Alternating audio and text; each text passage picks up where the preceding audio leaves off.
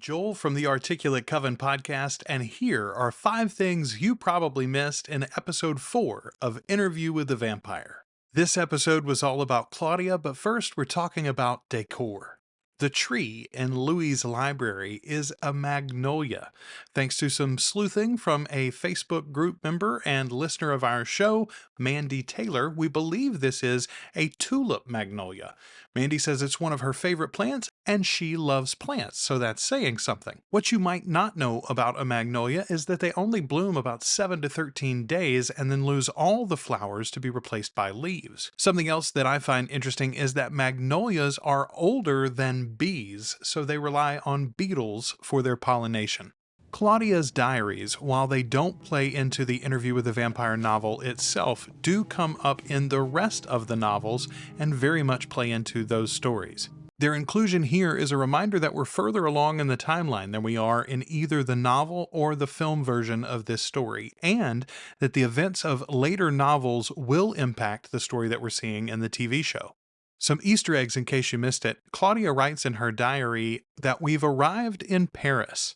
This is on the date marked November 14th, 1945. So as our flashbacks continue in New Orleans, you do have another endpoint for this journey. Daniel turns to an earlier entry marked September of 1941, so we know that at least some of our characters leave New Orleans by the early 1940s.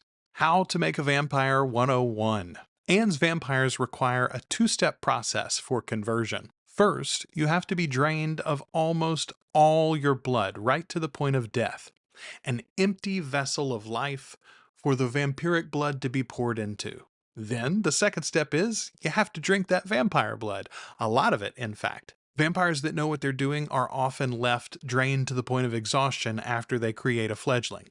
This method is in opposition to stories like Bram Stoker's Dracula, where a single bite is enough to begin the process, although it does take some time to finish conversion and often takes multiple bites. The rose in the diary.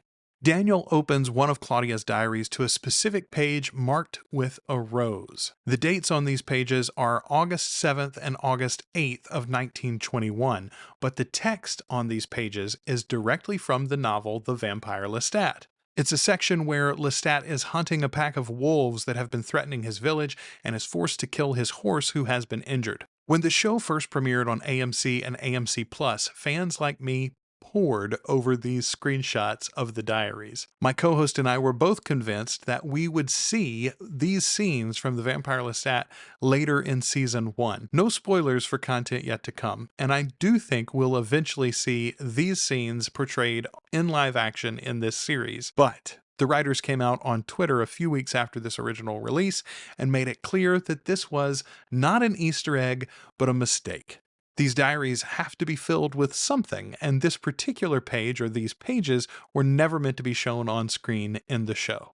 Honestly, I'm glad that it remains even in the Netflix release of this TV series, though. I say leave these sort of gaffes in. It's the kind of thing that fans will point to and rewatch and discuss for years and years to come. Claudia's coming of age. The aging up of the character of Claudia was almost as controversial for book fans as was the race swapping of Louis and Claudia's characters. As portrayed in the original novel, Claudia is 5 years old when she's attacked and drained by Louis, who has been starving himself in depression and grief over his vampiric existence. Lestat discovers the two of them, mocks Louis's hypocrisy, causing Louis to run away, leaving Claudia behind. Lestat takes the young child, brings her back to their flat, and then turns her into their immortal daughter. That's right, Lestat, the OG baby trapper. In the film version from 1994, the circumstances are largely the same, although the character of Claudia was aged up to 11 years old. This was primarily because you couldn't find an actor of 5 that could portray the scenes of anger and violence that they wanted Claudia to portray in the film. Kirsten Dunst, whose performance we've raved about in this podcast, has also said that it was not a great experience filming it. She's described it as incredibly uncomfortable to have kissed Brad Pitt's Louis, and the subject matter in general was not something that she would want to do again as a young girl. The character of Claudia was of course inspired by Anne Rice's own daughter, Michelle, born to Anne and Stan Rice on my birthday, September 21st in 1966. Michelle died at the age of 5 due to leukemia in 1972.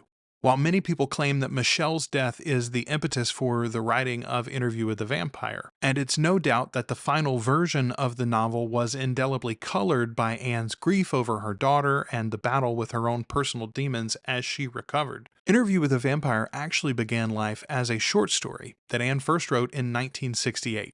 For this filmed adaptation, I think you had to age Claudia. Here, they've given us a young teen, played brilliantly by Bailey Bass in Season 1 and just as brilliantly by Delaney Hales in Season 2, who isn't warring against the fact that she's too short to live in society. Instead, she's warring against the fact that she's too young to be taken seriously and too physically young to enjoy the passionate romances that she sees all around her. Yet, she's portrayed by an actress who understands all of those emotions and is old enough to consent to the actions that she's taking on camera. It was the right choice, and the show is better for it.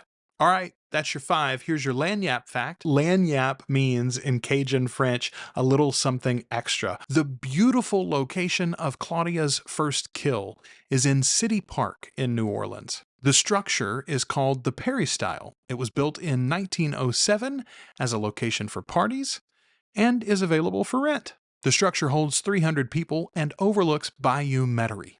It's been renovated twice in 1989 and most recently in 2012. It's been used in quite a few TV and film productions, perhaps most notably in The Curious Case of Benjamin Button, featuring the former Louis de Pointe-de-Lac, Brad Pitt. All right, we'll be back soon with 5 things you missed in episode 5 of Interview with a Vampire. And don't forget, you can catch our latest episode of the Articulate Coven podcast, where we discuss Only Lovers Left Alive, the 2013 film from Jim Jarmusch starring Tom Hiddleston and Tilda Swinton. We're wrapping up The Vampire Lestat with our epilogues episode of our book club, and then we're going into Midnight Mass, the Netflix series from Mike Flanagan. If you're interested in any of that or any of this and you want it early, ad-free, and our full versions when we're talking about our video reactions, you can get it all at our Patreon. Go to articulatecoven.com/join and throw in a couple of bucks to get access to everything.